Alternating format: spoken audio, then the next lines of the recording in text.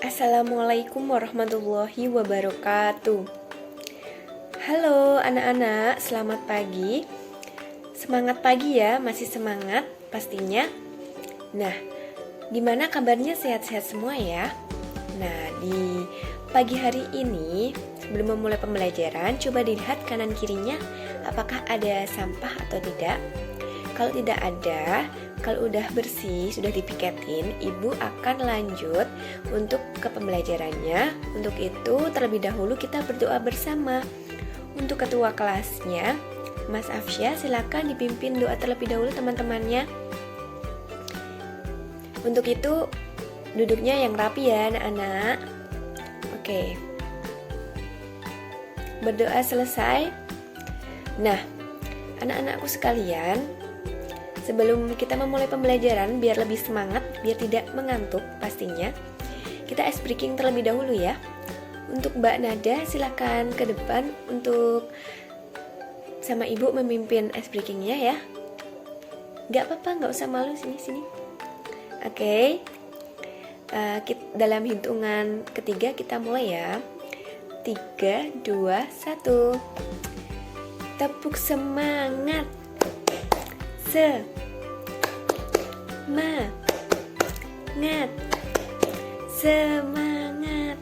Oke, tepuk tangan buat kalian semua. Sudah semangat semuanya ya, sudah siap untuk memulai pembelajaran, udah nggak ngantuk lagi. Oke. Nah, kita akan lanjut ke absensi terlebih dahulu. Ibu absen terlebih dahulu ya. Apa ada yang sakit atau izin temannya? Ada. Oh, siapa? Mbak Vina.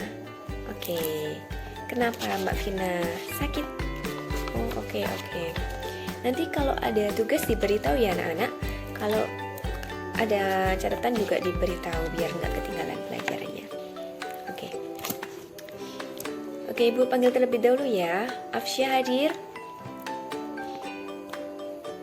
Lalu Pita. Oke. Lalu Cindy hadir. Oke, Fasya hadir.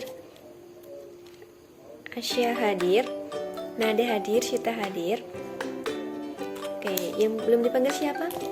Oh, Pak Ketua kelasnya. Iya. Oke, udah hadir. Udah ya. Apakah ada yang belum dipanggil lagi? Udah semua ya. Oke. Nah, selanjutnya Ibu akan menjelaskan pada pertemuan kali ini kita akan mempelajari apa sih Bu, gitu kan. Nah, di pertemuan semester yang sebelumnya kita sudah mempelajari tentang akuntansi dasar. Nah, tentu saja sudah dipelajari inti-intinya dari akuntansi itu apa saja, transaksinya apa saja, dan persamaan dasarnya apa saja. Nah, di semester kali ini Ibu akan mempelajari bersama kalian tentang akuntansi keuangan, yaitu mengenai tentang piutang dagang. Nah, Ibu tanya terlebih dahulu nih, sebelumnya ada yang tahu tentang piutang dagang atau tidak? Piutang, hutang gitu kan. Nah, gimana? Mbak Syita mau menjawab. Oke, gimana Mbak Syita? Oke, boleh ya anak-anak, jawabannya sudah tepat. Nah, nanti Ibu akan jelaskan. Sebelumnya Ibu kasih tahu terlebih dahulu. Nah, di tujuan pembelajaran kali ini kalian harus mengerti tentang pengertian, jenis-jenis, manfaat, dan fungsi serta penerapan di dalam jurnal piutang dagang itu seperti apa beserta di dalam kehidupan sehari-hari. Oke. Nah, Ibu akan menjelaskan ulang tentang pengertian piutang dagang secara umum dan menurut para ahli. Yang dipaparkan Mbak Syita sudah benar, namun Ibu akan menambahkan sedikit lagi, yaitu piutang dagang adalah sejumlah kegiatan pada sektor keuangan, transaksi keuangan, baik dari akuntansi perusahaan dagang, publik, atau jasa. Nah, ini mengacu pada jumlah tagihan. Jadi, adanya kegiatan pinjam meminjam dalam jangka waktu tertentu dalam jangka waktu jatuh tempo yang telah disepakati secara bersama. Jadi pelunasannya itu di jangka waktu yang selanjutnya. Jadi bersifat kredit. Nah, pada umumnya ini dalam bentuk kas dan akan menambah kas si peminjamnya. Jadi peminjamnya namanya debitur, yang meminjam namanya kreditur. Nah, secara umum menurut Kesho, piutang dagang adalah klaim uang atau barang jasa kepada pelanggan atau pihak-pihak lainnya. Nah, sejumlah tagihan diterima perusahaan atau perseorangan dari pihak lain akibat penyerahan jasa atau barang. Jadi perusahaan ini melakukan piutang dagang karena untuk bisa jadi menambah sejumlah modal untuk melanjutkan transaksi yang ada pada untuk melanjutkan produksinya agar tidak terjadinya gulung tikar. Nah, lalu piutang dagang ini juga memiliki berbagai macam transaksi anak-anak. Ada dikarenakan karena adanya penjualan barang atau penyerahan jasa, lalu pinjaman dana yang diberikan kepada pihak lain, lalu adanya pendapatan bunga yang berasal dari investasi, pesanan yang diterima atas saham dan obligasi yang diterbitkan, tagihan kepada perusahaan asuransi atas terjadinya kerugian atau kerusakan pada perusahaan, bisa jadi barang atau peralatan produksinya, adanya kelebihan pembayaran pajak dan lain sebagainya. Nah, di sini piutang dagang juga diklasifikasikan menjadi beberapa jenis ya. Apa ada yang tahu? Gimana? Mbak Nada atau yang lainnya? Belum paham ya? Oke, Ibu akan jelaskan. Nah, di sini jenis piutang perusahaan ada beberapa, yaitu piutang dagang, piutang non dagang. Kalau piutang dagang ini dikategorikan seperti piutang usaha, wesel tagih gitu kan.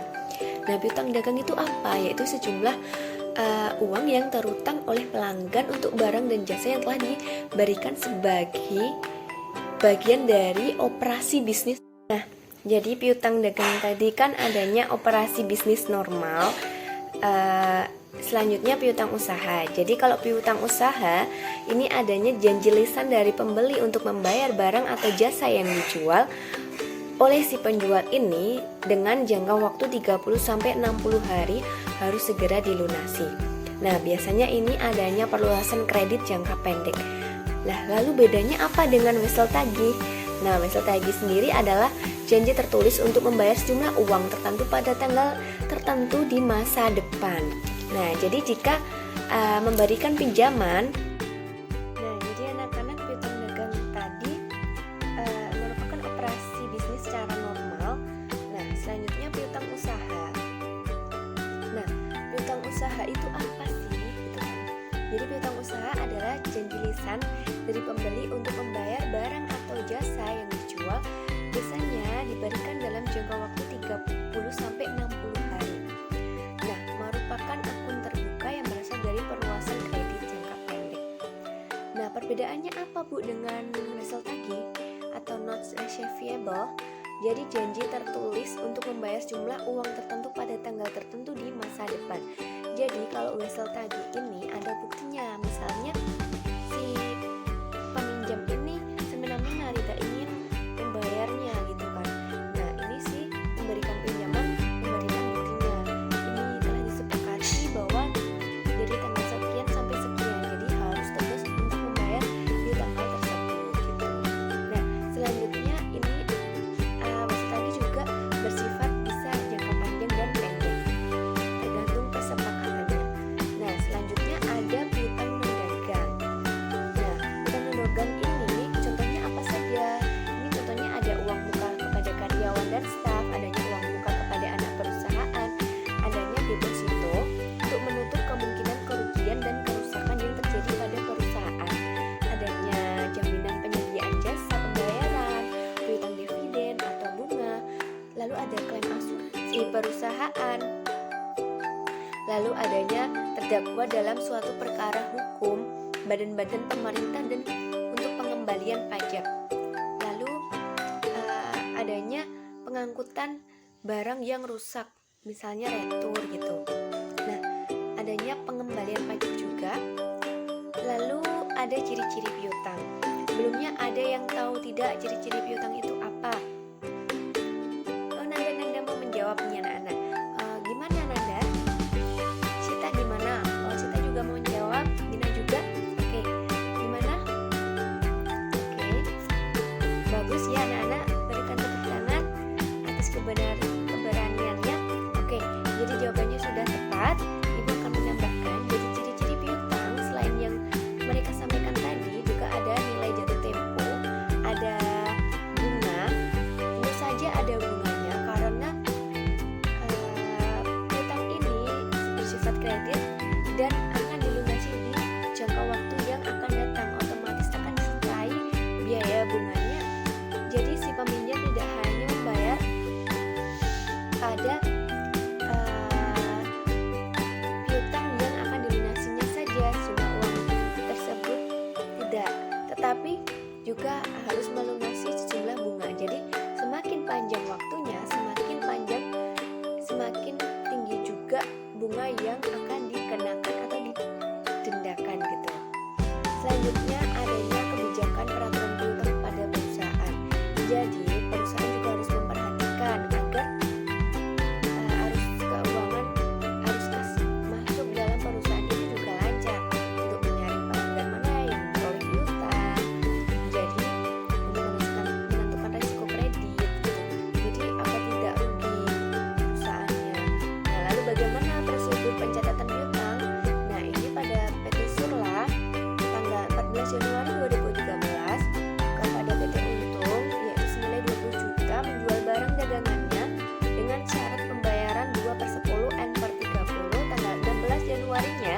Terdapat retur penjualan PT Untung karena kualitas barangnya jelek gitu. Jadi dikembalikan oleh si pembeli seharga 1 juta dan tanggal 24 si pembelinya membayar pelunasan piutang.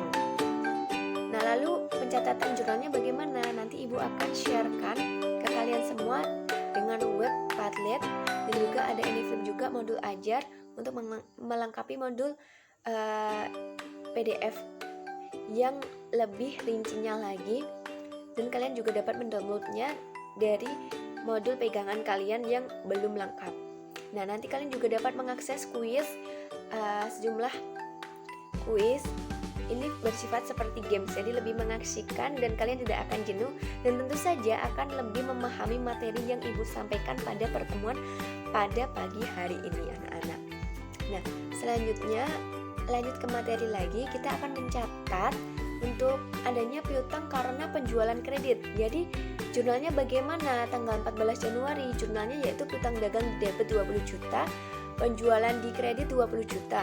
Nah, lalu untuk tanggal 16 Januari adanya retur penjualan, maka retur penjualan debit 1 juta, piutang dagang 1 juta di kredit. Lalu untuk mencatat adanya pelunasan piutang yaitu kasnya debit 18.620.000, piutang penjualannya di debit juga 380.000, kreditnya piutang dagang 19 juta.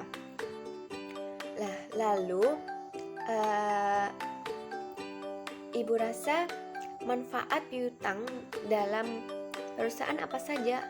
Manfaat fungsinya sama ya, yaitu sama-sama untuk membantu perusahaan atau pemilik usaha untuk menambah jumlah modal agar menutupi kekurangan-kekurangan agar usahanya dapat berjalan dan tidak rugi, tidak gulung tikar. Namun juga harus perhatikan dalam meminjam piutang, yaitu perhitungkan uang masuknya juga agar tidak membebankan ya. Nah, Ibu rasa pembelajarannya sampai di sini. Ibu akan memberikan sesi tugas untuk 5 menit saja dikerjakan. Langsung maju ke depan yang sudah bisa menjawab ya, yaitu tentang perbedaan hutang dan piutang. Silakan dikerjakan, langsung maju ke depan kalau sudah. Oke, sudah. Oke, boleh nak, boleh maju ke depan. Oke, jawabannya sangat bagus ya anak-anak. Tepuk tangan. Nah, Ibu akan jelaskan Nah, perbedaan piutang dan hutang. Piutang adalah dikategorikan sebagai aset lancar dari perusahaan karena dimiliki perusahaan dalam tunai dianggap keuntungan yang dimiliki oleh perusahaan. Sedangkan hutang yaitu biasanya dalam bisnis dilakukan harus memperhatikan perhitungan untuk melihat batas kesanggupan dalam membayarnya. Oke, Ibu rasa cukup sampai di sini materinya. Evaluasi pembelajarannya, apakah ada kesulitan atau ditanyakan? Tidak ada. Oke, tidak ada. Jika ada, nanti boleh menghubungi nomor WhatsApp Ibu dan ketua kelas untuk mengakhiri pembelajaran di hari ini boleh memimpin doa terlebih dahulu. Oke, berdoa dipersilakan. Berdoa selesai. Oke, terima kasih anak-anakku sekalian, jaga kesehatan, hati-hati di jalan, dan sampai bertemu besok lagi. Wassalamualaikum warahmatullahi wabarakatuh. Semoga ilmunya bermanfaat.